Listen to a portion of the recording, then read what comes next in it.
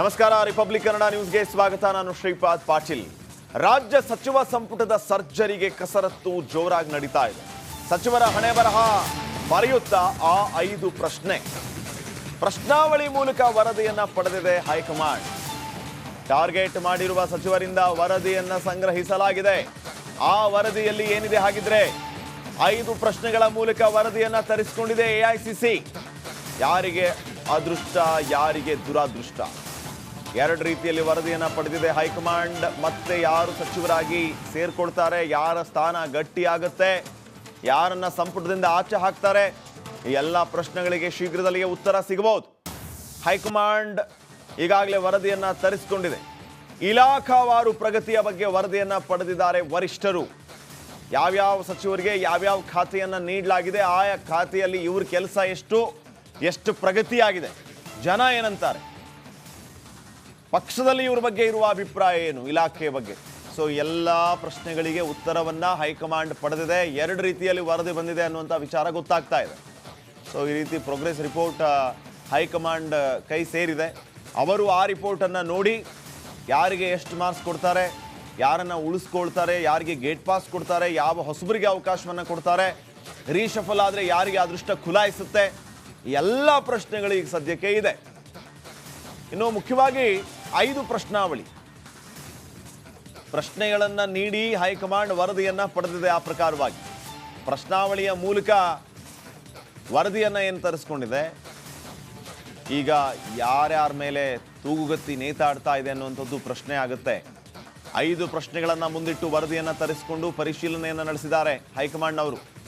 ಸರ್ಕಾರದ ಸಚಿವರಲ್ಲಿ ಹೈಕಮಾಂಡ್ ಪ್ರಶ್ನಾವಳಿ ಆತಂಕವನ್ನು ತರಿಸಿದೆ ಸಹಜವಾಗಿ. ಹಾಗಿದ್ರೆ ಏನೇನು ಪ್ರಶ್ನೆಗಳನ್ನು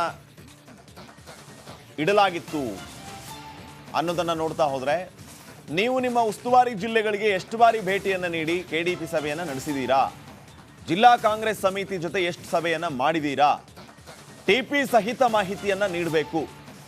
ನಿಮಗೆ ಈ ಜಿಲ್ಲೆಯ ಉಸ್ತುವಾರಿಯನ್ನು ನೀಡಿದ್ದೀವಿ ಅಂತಂದರೆ ಆ ಜಿಲ್ಲೆಗೆ ನೀವು ಎಷ್ಟು ಸಾರಿ ಪ್ರವಾಸವನ್ನು ಕೈಗೊಂಡಿದ್ದೀರಿ, ಅಲ್ಲಿನ ಕಾಂಗ್ರೆಸ್ ಜಿಲ್ಲಾ ಸಭೆಯನ್ನು ಎಷ್ಟು ಸಾರಿ ನಡೆಸಿದ್ದೀರಿ, ಸೊ ಯಾವ ರೀತಿ ಸಮನ್ವಯ ಸಾಧಿಸಿದ್ದೀರಿ, ಎಷ್ಟು ಕೆಲಸ ಮಾಡಿದ್ದೀರಿ, ಹೀಗೆ ಪ್ರಶ್ನೆಗಳನ್ನು ಕೇಳಿದ್ದಾರೆ.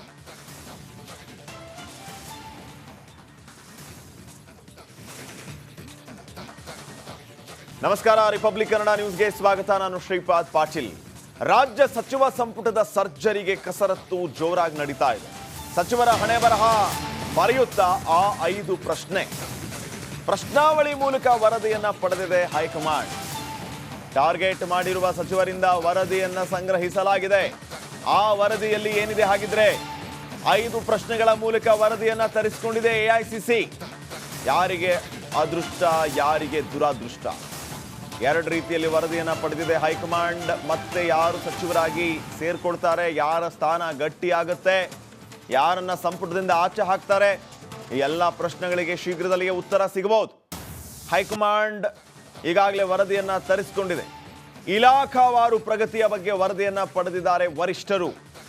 ಯಾವ್ಯಾವ ಸಚಿವರಿಗೆ ಯಾವ್ಯಾವ ಖಾತೆಯನ್ನ ನೀಡಲಾಗಿದೆ, ಆಯಾ ಖಾತೆಯಲ್ಲಿ ಇವ್ರ ಕೆಲಸ ಎಷ್ಟು ಪ್ರಗತಿಯಾಗಿದೆ, ಜನ ಏನಂತಾರೆ, ಪಕ್ಷದಲ್ಲಿ ಇವ್ರ ಬಗ್ಗೆ ಇರುವ ಅಭಿಪ್ರಾಯ ಏನು, ಇಲಾಖೆಯ ಬಗ್ಗೆ.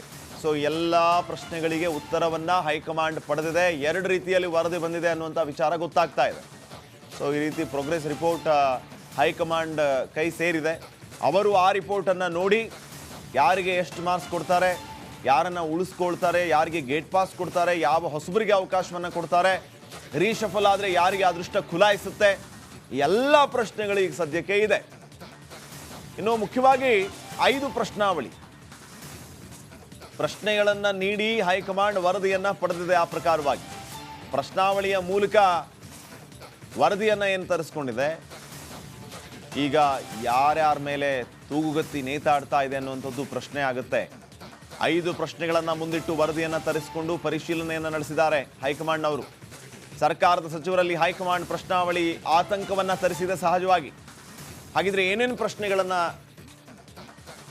ಇಡಲಾಗಿತ್ತು ಅನ್ನೋದನ್ನು ನೋಡ್ತಾ ಹೋದರೆ, ನೀವು ನಿಮ್ಮ ಉಸ್ತುವಾರಿ ಜಿಲ್ಲೆಗಳಿಗೆ ಎಷ್ಟು ಬಾರಿ ಭೇಟಿಯನ್ನು ನೀಡಿ ಕೆಡಿಪಿ ಸಭೆಯನ್ನು ನಡೆಸಿದ್ದೀರಾ? ಜಿಲ್ಲಾ ಕಾಂಗ್ರೆಸ್ ಸಮಿತಿ ಜೊತೆ ಎಷ್ಟು ಸಭೆಯನ್ನು ಮಾಡಿದ್ದೀರಾ? ಟಿಪಿ ಸಹಿತ ಮಾಹಿತಿಯನ್ನು ನೀಡಬೇಕು. ನಿಮಗೆ ಈ ಜಿಲ್ಲೆಯ ಉಸ್ತುವಾರಿಯನ್ನು ನೀಡಿದ್ದೀವಿ ಅಂತಂದರೆ ಆ ಜಿಲ್ಲೆಗೆ ನೀವು ಎಷ್ಟು ಸಾರಿ ಪ್ರವಾಸವನ್ನು ಕೈಗೊಂಡಿದ್ದೀರಿ, ಅಲ್ಲಿನ ಕಾಂಗ್ರೆಸ್ ಜಿಲ್ಲಾ ಸಭೆಯನ್ನು ಎಷ್ಟು ಸಾರಿ ನಡೆಸಿದ್ದೀರಿ, ಸೊ ಯಾವ ರೀತಿ ಸಮನ್ವಯ ಸಾಧಿಸಿದಿರಿ, ಎಷ್ಟು ಕೆಲಸ ಮಾಡಿದ್ದೀರಿ, ಹೀಗೆ ಪ್ರಶ್ನೆಗಳನ್ನು ಕೇಳಿದ್ದಾರೆ.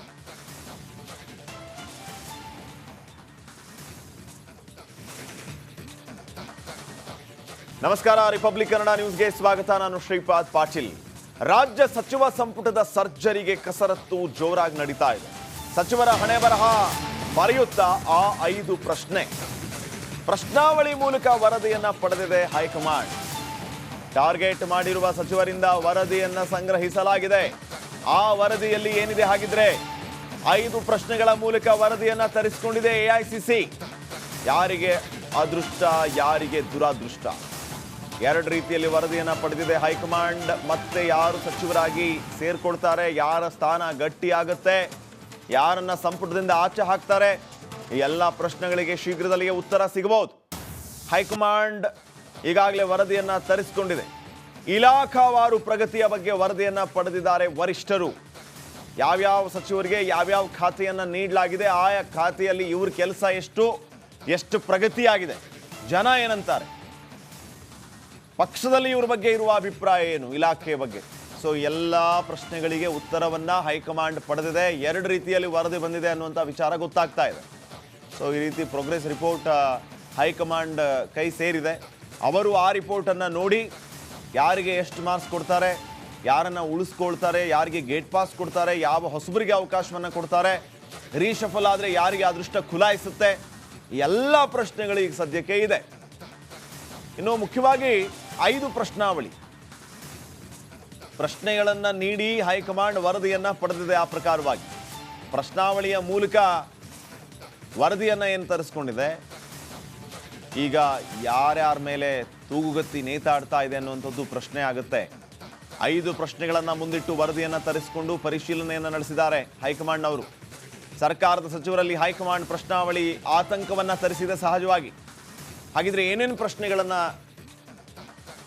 ಇಡಲಾಗಿತ್ತು ಅನ್ನೋದನ್ನು ನೋಡ್ತಾ ಹೋದರೆ, ನೀವು ನಿಮ್ಮ ಉಸ್ತುವಾರಿ ಜಿಲ್ಲೆಗಳಿಗೆ ಎಷ್ಟು ಬಾರಿ ಭೇಟಿಯನ್ನು ನೀಡಿ ಕೆಡಿಪಿ ಸಭೆಯನ್ನು ನಡೆಸಿದ್ದೀರಾ, ಜಿಲ್ಲಾ ಕಾಂಗ್ರೆಸ್ ಸಮಿತಿ ಜೊತೆ ಎಷ್ಟು ಸಭೆಯನ್ನು ಮಾಡಿದ್ದೀರಾ, ಟಿಪಿ ಸಹಿತ ಮಾಹಿತಿಯನ್ನು ನೀಡಬೇಕು.